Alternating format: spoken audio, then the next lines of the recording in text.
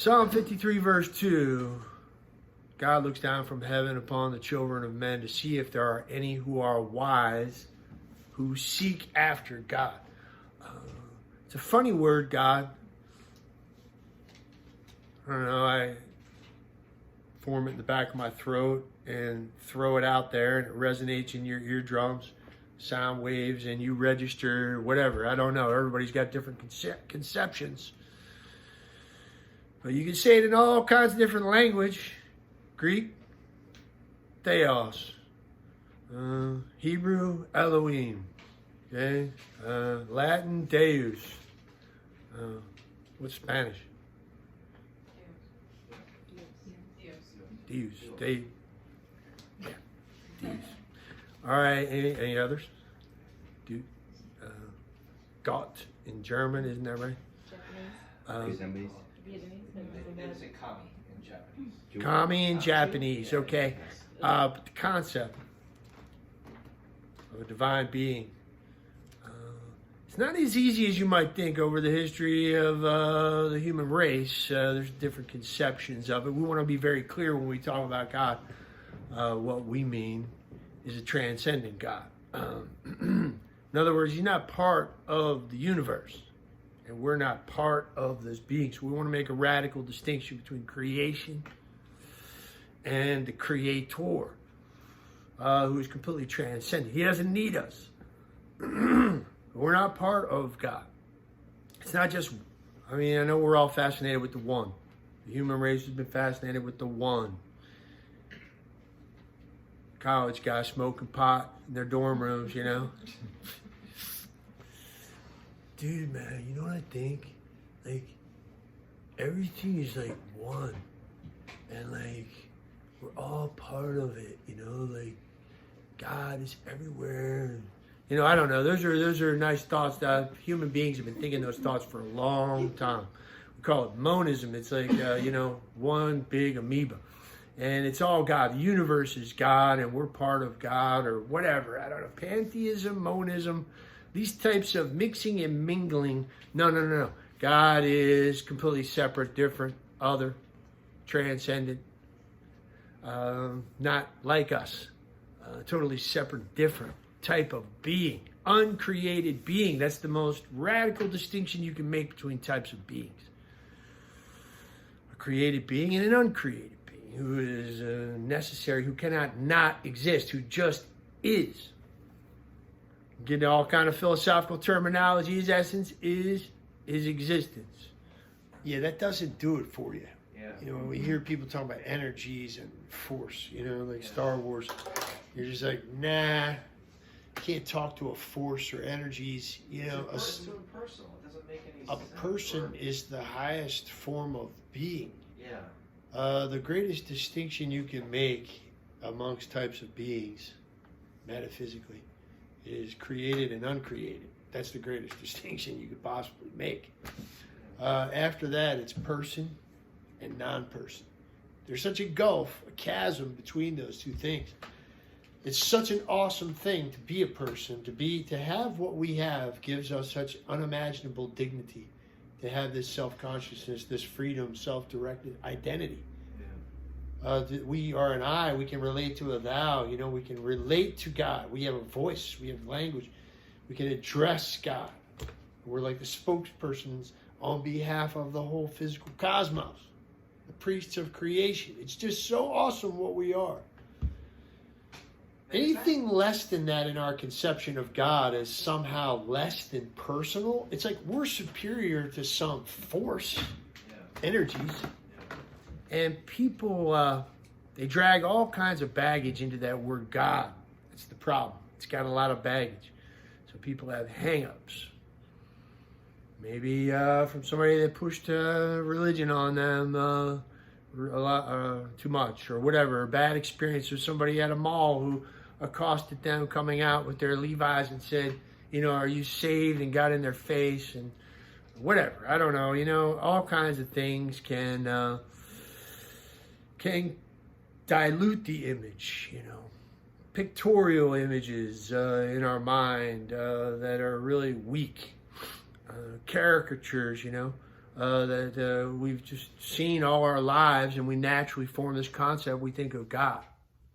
We got to purify our minds of all that. God is not a man or a woman. God is neither male nor female. Transcends the difference between the sexes. Okay? Contains all the perfections of masculinity and femininity. This being. So it's not an old man with a white beard. Now, these distorted images are where the whole problem started back when they chewed on that apple, right? Because they conceived a distorted image of who God is. Somebody who's not to be trusted. That's what it really boils down to. Somebody who's jealous of their prerogatives, who's going to lord it over them. Some tyrannical dictator, okay? The devil's tactic is to get us to distrust this being, our creator. Somehow to poison our minds into thinking that somehow he's not good or he's withholding something from us. And he's not. It's the biggest lie ever told, okay? And we'll find out when we get to the other side. When we no longer see through a mirror dimly, but when we see God face to face, and we'll understand, we'll realize that he is supremely worthy of trust, completely loyal to us, will do anything for us. The most lovable, desirable being. If you saw this being, all you want to do is love this being. Want to be with this being for all eternity. No greater being can possibly be imagined who is more desirable than this being. The source of everything true, good, and beautiful. So the devil wants to get in there and screw up our thinking on who this being is so that we don't seek him. Or we're just not interested. Last weekend, the sower and the seed, you know. Birds, rocks, and thorns, you know. And the seed's not able to get in there in our hearts and really grow and put down roots and bear fruit. Why is that? Why is it that our Lord says we're going to send out invitations for a great wedding feast, and some people are going to be like, "No, I got to go." They made light of it and went off. They made light of it and went off, one to their farm, another to their business. Like, think about that. What they're walking away from.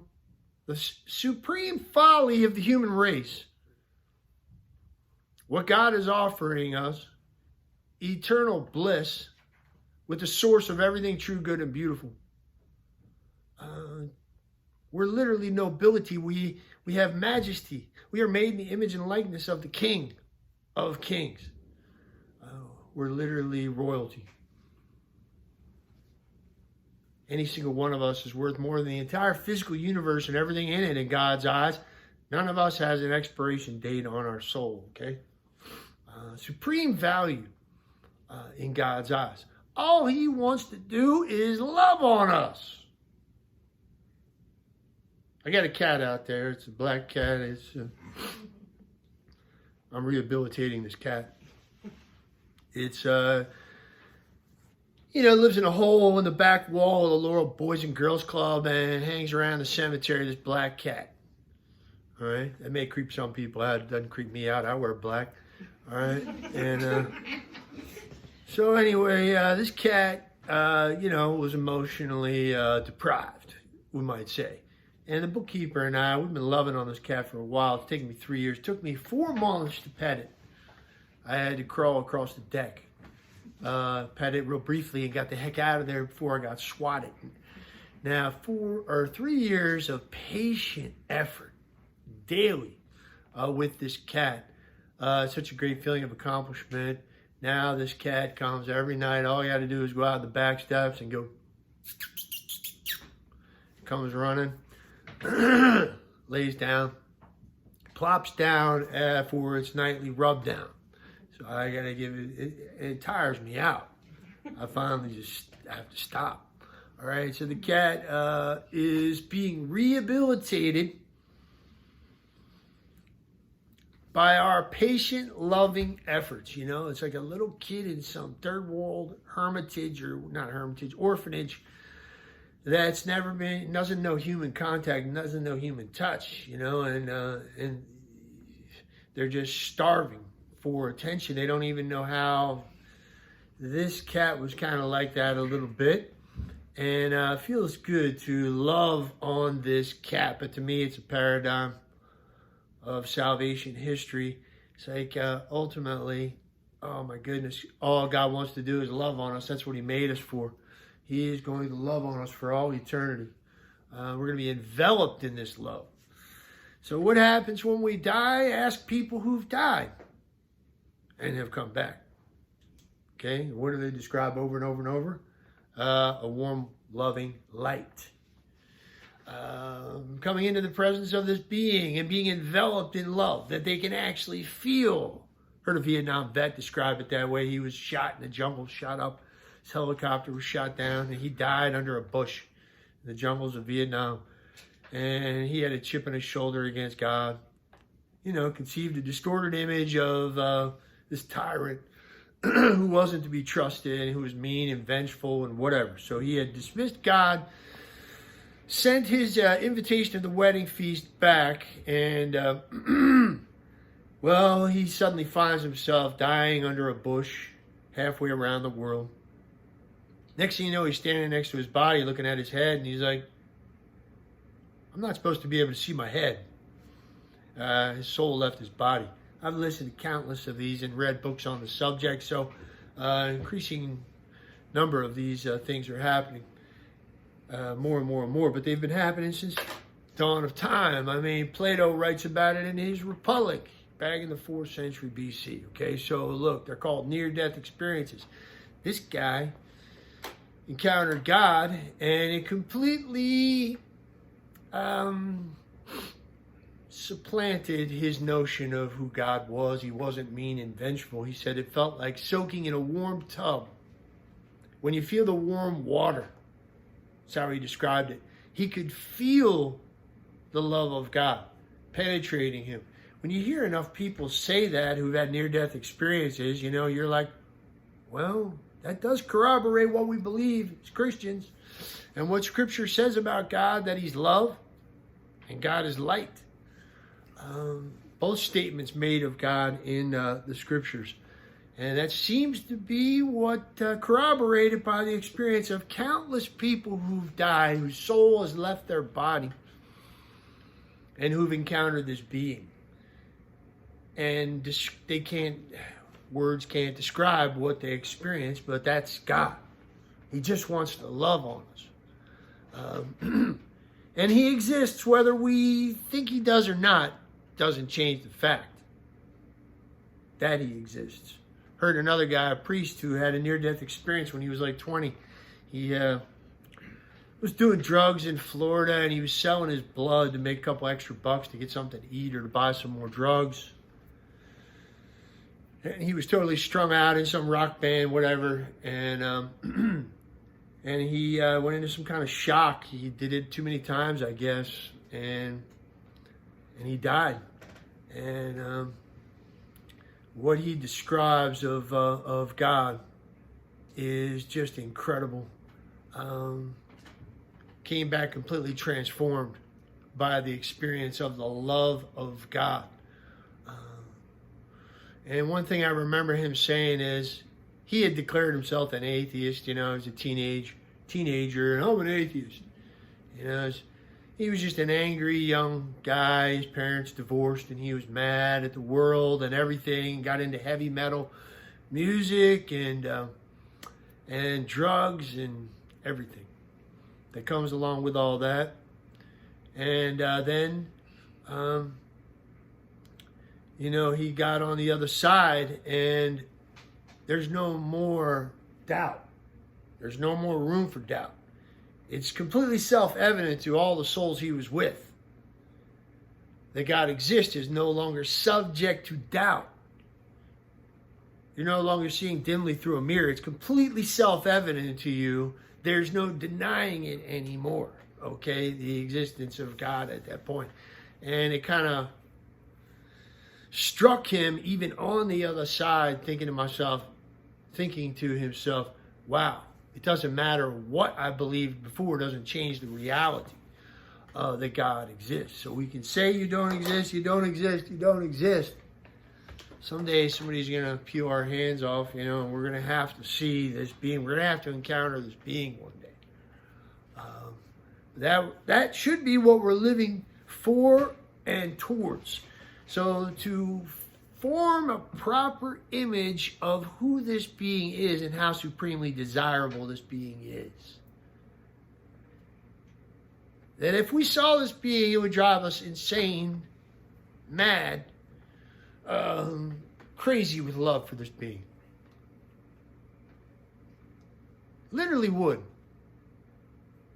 I don't care how obsessed you are about your golf swing, about whatever it is we all get excited about. We get obsessed, and into something, and we just take incredible delight in something and just get so into it. Man, that doesn't even hold a candle to the passion we would have for this being if we encountered this being. Okay? Indescribable delight, joy. The most interesting being. Absolutely would ravish our souls with desire, consume us with desire to be in union with this being if we saw this being. Who's all around us, but be nice to, see him directly right now, but back to what we said at the beginning, it's a proving or testing ground down here. So how do we prove the existence of this being? How do we know this being exists? Well, we can see vestiges. We can see footprints. We can kind of see the effects and intuit that there has to be a cause, okay, to these things. Classic examples of looking at the world might be the causality, movement in the world, beauty and order in the world. When we look around at the world, seems like it's designed by somebody who's intelligent. Those are the classic kinds of arguments. I think they're effective to an extent, but it doesn't ultimately do it for us, looking at the world. There's scriptural examples of this.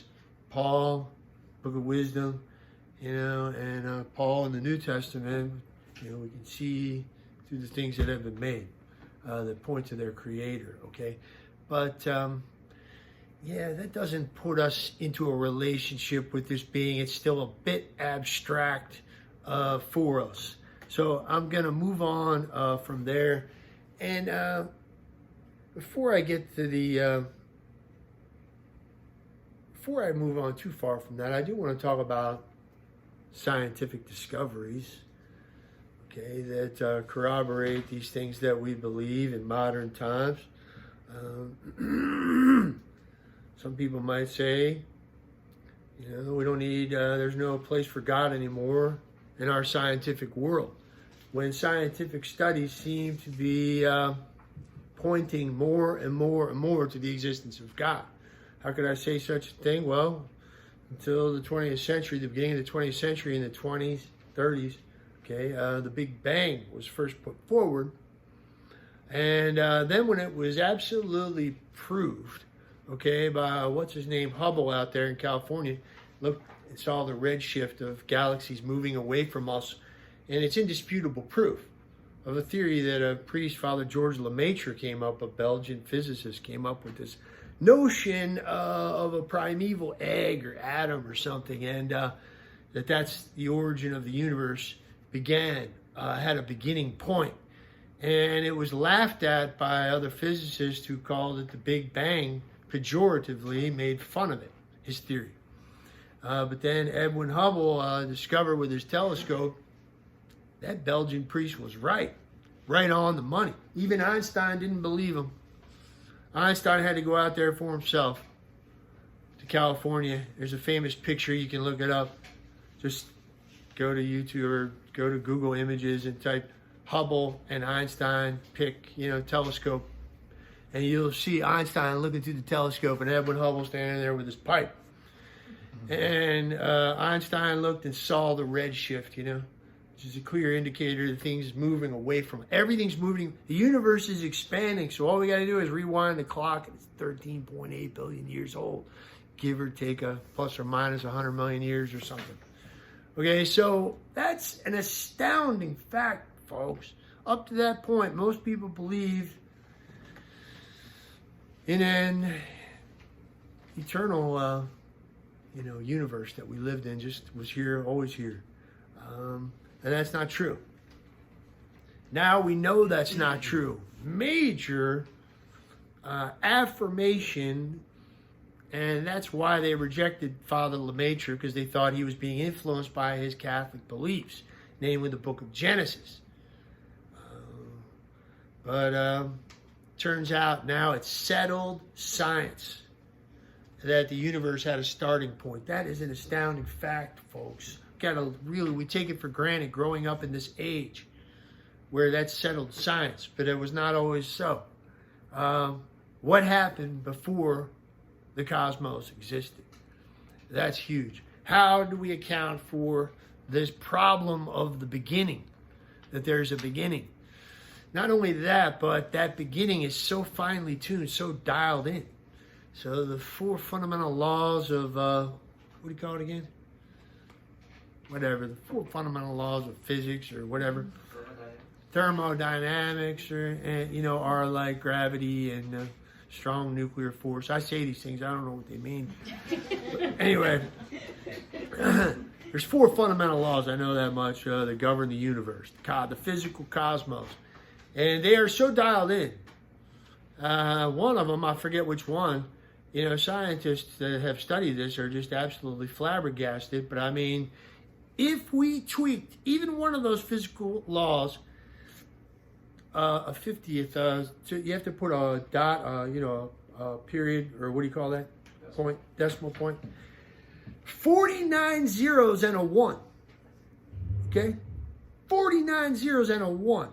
That's all. If you go to that dial and tweak it, that law of physics, which could have been otherwise, could add any number of different kinds of universe. They aren't fixed things. You could fiddle with those things if you wanted to. If you fiddle with 49 zeros and a 1, just that little bit, you would screw the whole cosmos up and we wouldn't be here. You wouldn't have life. You wouldn't have carbon-based life. The universe would either freeze or burn up. Okay, so an astounding coincidence, don't you think? Not only do we have a beginning now, but we have a Goldilocks universe that's made for life. And here we are, eating our porridge. Now, I guess consciousness would be something else we should mention that's always bedeviled, atheists. And those who deny a spiritual realm, who want to just say all there is matter. Okay, then as C.S. Lewis came to terms with, that means my most profound thoughts are just atoms colliding inside my skull. If you reduce everything to matter, a materialist worldview puts you in a very awkward situation when you start thinking about human consciousness. How can matter become self-aware, self-conscious, self-directed? It's just an astounding thing who each of us is. We have something extra. It requires a spiritual faculty to be able to bend back and perceive our own existence. To become self-aware, we just take it for granted, but we are part spirit and part matter. I remember I was at a youth group a while back meeting, and this girl was sitting there, and she said something like, wouldn't it be amazing if there was a spiritual realm, or, and she was like musing.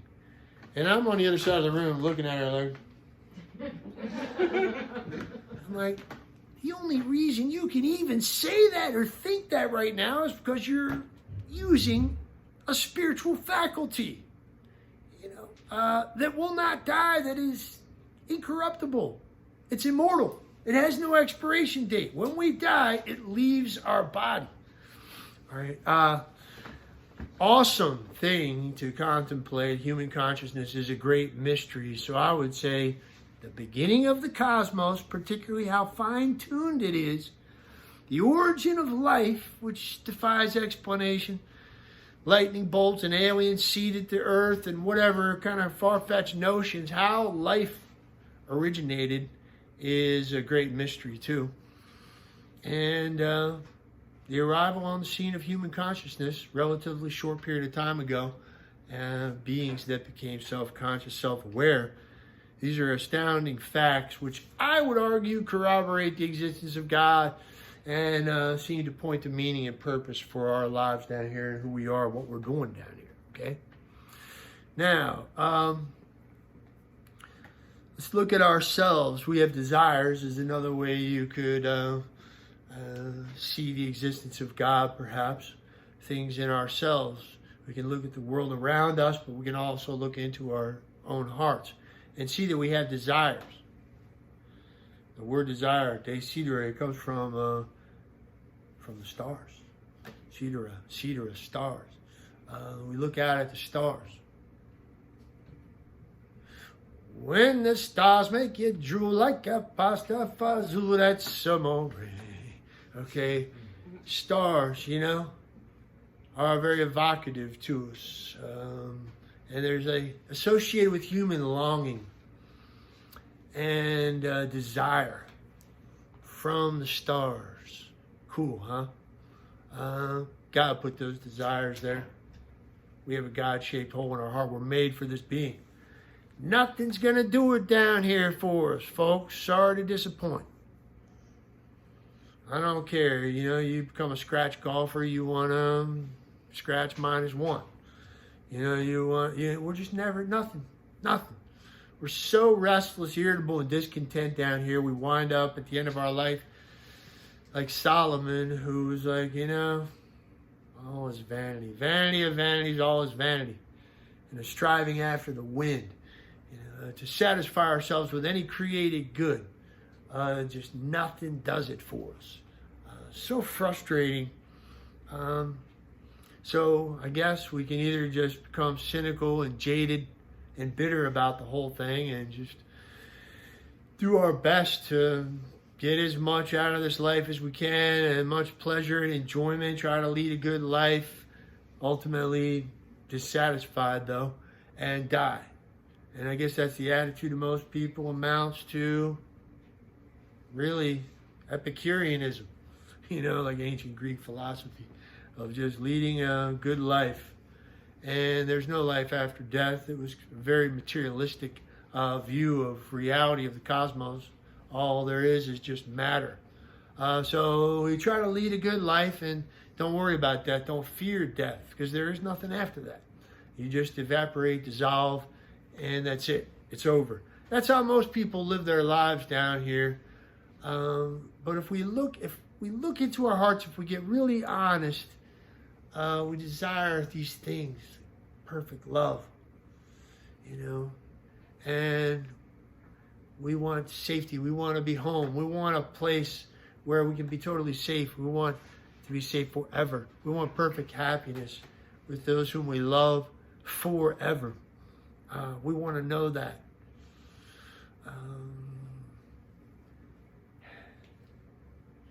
It's a little whisper of Almighty God. I was just watching that movie about the conversion of C.S. Lewis last week, and he talks about it like he writes about it too in this essay, The Weight of Glory. C.S. Lewis, Narnia Chronicles, talking animals, that guy. The Weight of Glory. He talks about this incurable wound. It's like, he's almost like feels shy about talking about it because it's getting really deep down into where we live. Like there's just something missing down here, a certain restless itch. And what he knows what he's looking for. And he knows things that he's seen have like a faint echo of it. He describes beautiful experiences he's had in his life. but they were not the thing itself. They just kind of whispered of a rumor of the thing, what he really wants. Be further up and further into Almighty God. Okay? Awesome. So desire is huge for me. Just to be immersed in the true, the good, and the beautiful for all eternity, to know the love of God. Now, another important thing that points to the existence of God is not only do we have consciousness, we have a conscience. Where in the heck did that come from? You can deny it and say, oh, well, no, this is just social conventions, things that norms that have evolved for the better survival of our race or something like that. That's kind of lame. Some things we just know are right in themselves or wrong in themselves. Objective moral norms. Objective means they're thrown out, away from us. They're not just subjective things, that's just our opinion or, we just create value. No, there's intrinsic value outside of us in the external world, objective world. Okay, and we see it and we know it. That there's good things and evil things.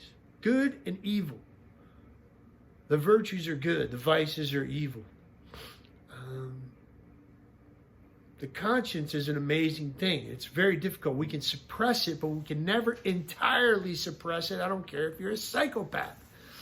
Okay, it's there. And think how many Hollywood movies really dwell upon conscience. And whoever the hero or heroine is in the movie, okay, they're the good guy, Harrison Ford. Get off my plane, or whatever it is. It's like goodness. We're drawn to it. The good.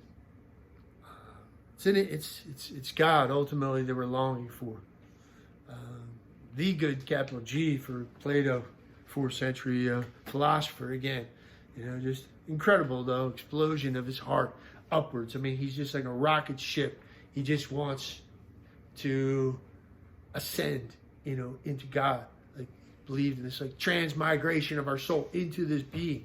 I mean, this isn't just Judeo-Christianity here. I mean, even some of the Greeks with Plato and then those who came after him, the early church in the first centuries were like, man, they are really deep. These are deep ideas. St. Augustine took and borrowed from some of these guys and perfected and completed them. So it's more than just something we know from Revelation. I mean, it's reason. It's rational. A guy almost 400 years before Christ thought of these things.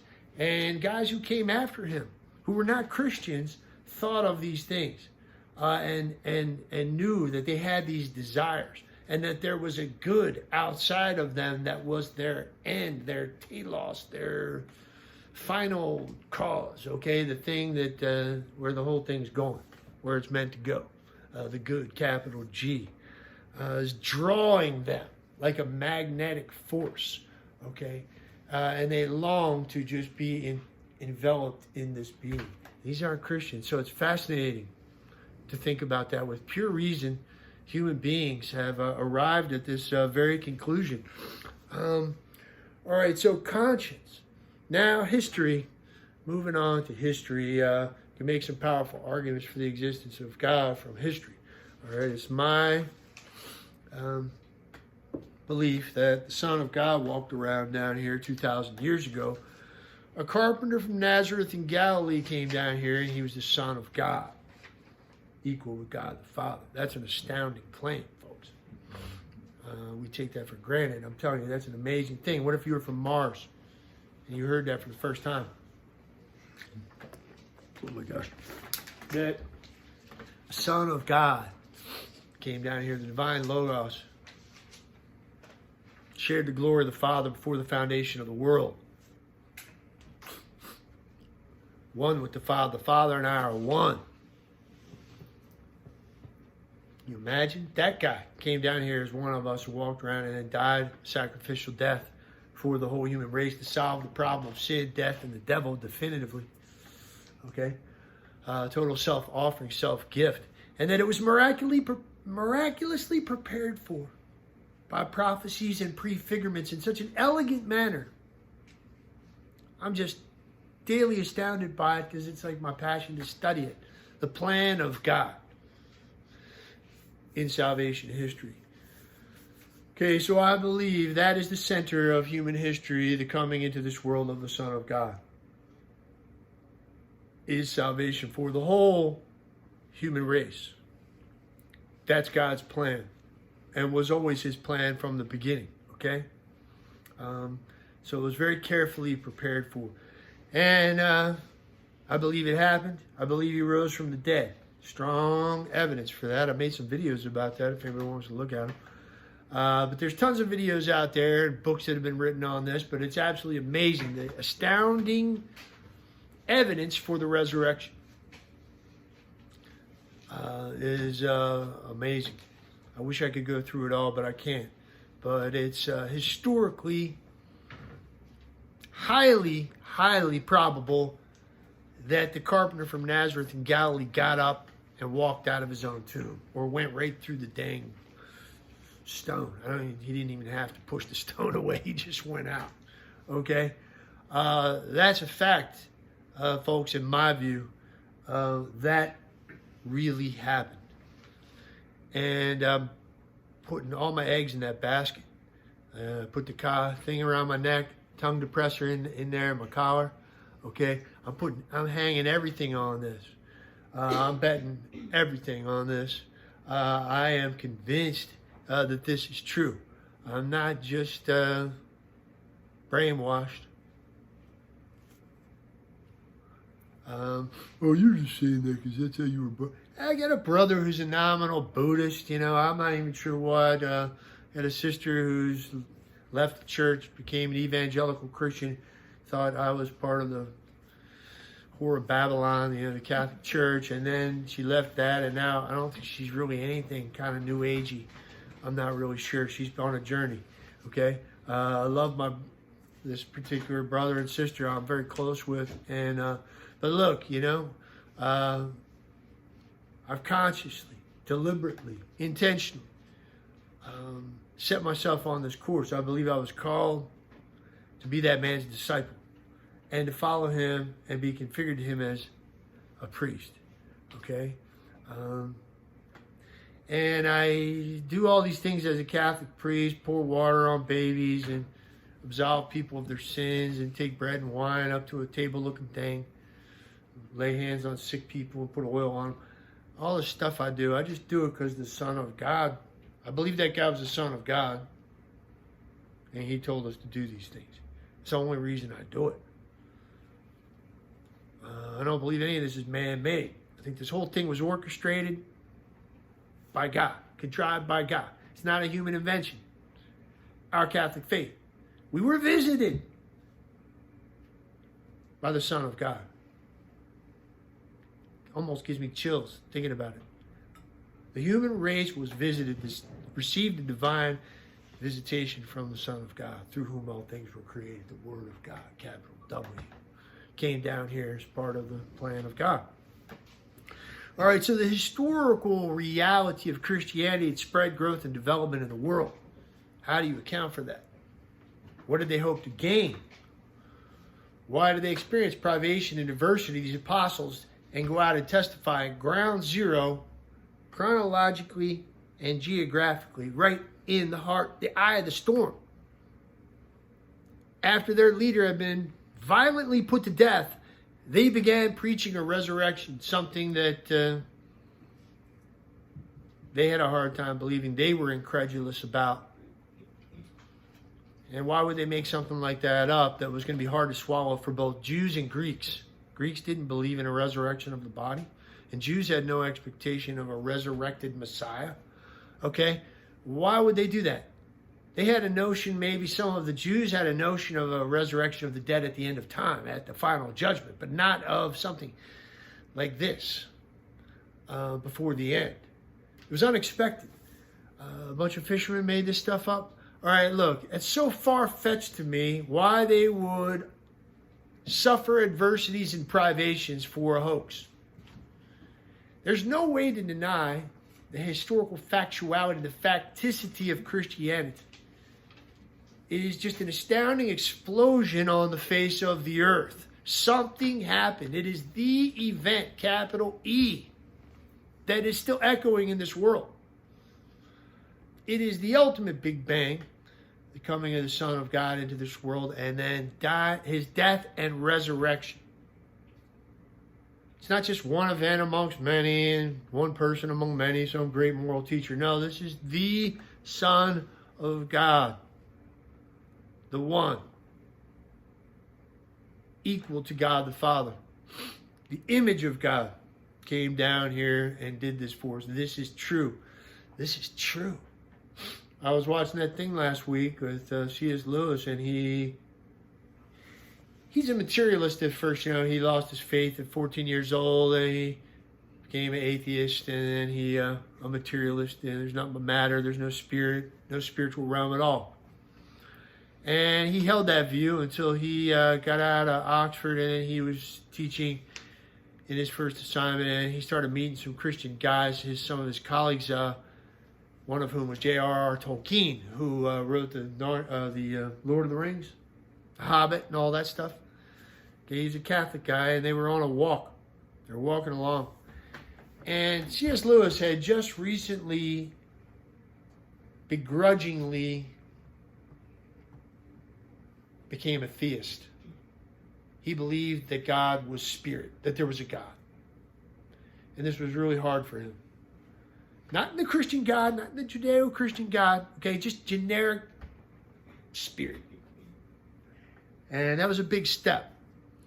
And then he's talking to J.R.R. Tolkien on this walk.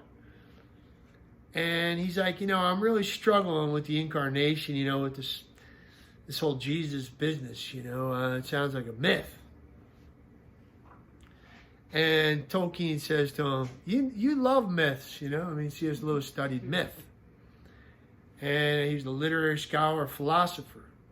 And, with an incredible imagination. And he said, there's all these amazing myths, even about dying gods. It's just, look, this one happens to be true.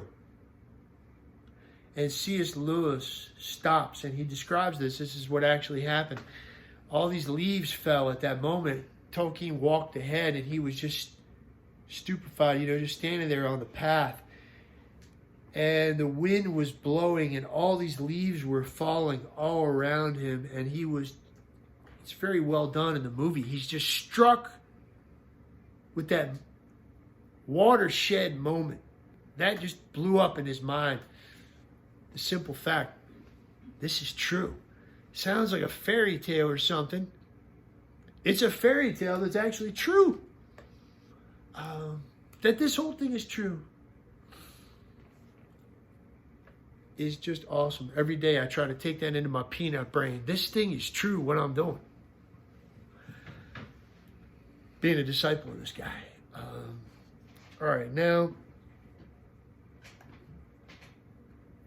I think let's wrap this thing up, summarizing what I started with. It's like the key. When you don't believe in God, how do you make sense of the world? Of an afterlife? The universe ain't going to do it for me. I don't care. The cosmos.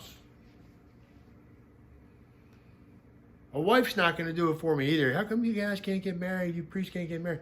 Hey, I would like to have them all, man. I would like to have a remote control and just change the channel. Okay, I don't care if I had every woman on the face of the earth as my wife. Wouldn't satisfy that hole in my heart. All the money in the world. All the power in the world. Look at people that get all these things. Are they happy? Does it do it for them? Okay, it's a striving after the wind. The only thing that's going to do it for us is God. We are made for this being. That's the way he made us, for him. God put that desire there, and that is a mark of his existence when we look into our own heart. So the problem of the beginning, the problem of being, why is there being rather than nothing? All these things are answered by existence of God, problem of desire, existence of good and evil. That we have these that we know what good and evil are. Our conscience. Where does that come from? So I hope that by this time you're convinced. Who here believes in God?